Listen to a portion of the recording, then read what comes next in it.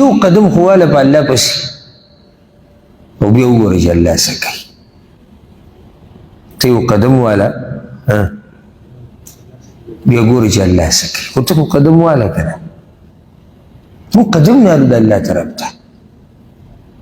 دومره مو ځان کلک کړی دی، دومره په دې ګناهونو کې ورننوت، ورځونه د الله طرف ته. ته یو قدم واله، یو قدم ستا ژوند بدلوي.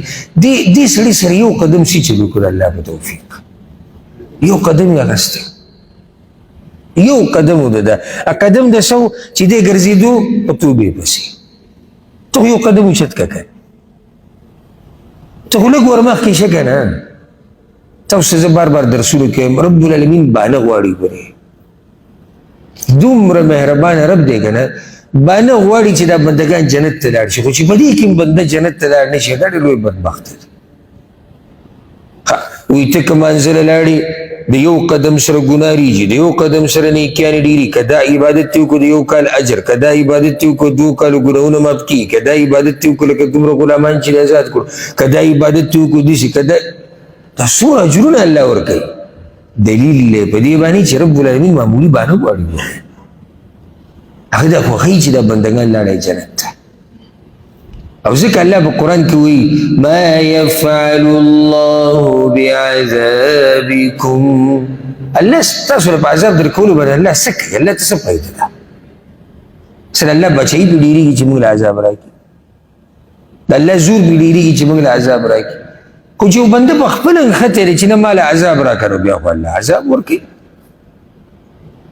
موږ یو قدم نه الو په الله پسې. ته خو یو قدم واله ګوره الله رب العزت له ژوند ټول بدلوي.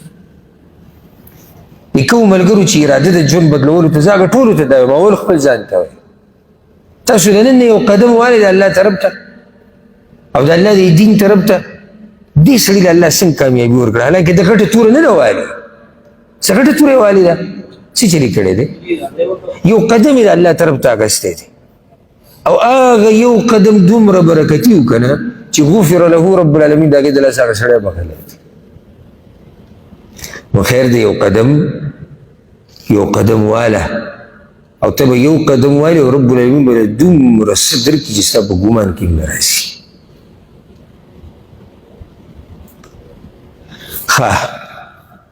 رب العالمین همدقې ته ګوري، زموږ دې قدم اخیستو ته، زموږ دې تکلیف ته، زموږ دې قربانیانو ته. یو سړی د شپې راپاڅي تهجد کوي، په توره تیاره کې ولاړ دی، رب العالمین دې ته ګوري. دا د څومره لوی قدم اخیستی د الله طرف ته چې په ژمي کې راپاڅېدلی دی د کمبل نه د بړستنې نه او الله ته ولاړ دی. قدم دې ته وایي. یو سړی ګوره روجې نیولي ده او شونډې وچې شوي دي، ستاسو څه خیال الله یې نه د دې قدم بوله الله څه ورکوي؟ یو سړی تلاوت کوي او خوله یې وچه شي، مرۍ وچه شي، ټیم یې ورکړی دی. یو سړی منزله راغی کاروبار یې بند کو، ملګري یې پرېښودو، ښځه او بچي د هغوی سره ناسته پرېښود، ستاسو څه خیال الله دا نه ویني؟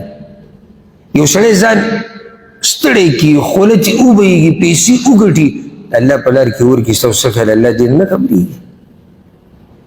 دې ته قدم اخیسته. ته یو قدم واله د الله طرف ته او بیا ګوره چې الله رب العزت تعالی څه درکوي. موږ قدم نه الو، موږ کوشش نه کوو، موږ محنت نه کوو. او بیا درته م ویم چې زموږ هغه کوشش به هېڅ هم نه وي، او رب العالمین چې څه راکړي هغه به ډېر څه وي. الله دې موږ له د دغه قدم د اخیستو توفیق راکړي. بله لویه فایده سبب السبب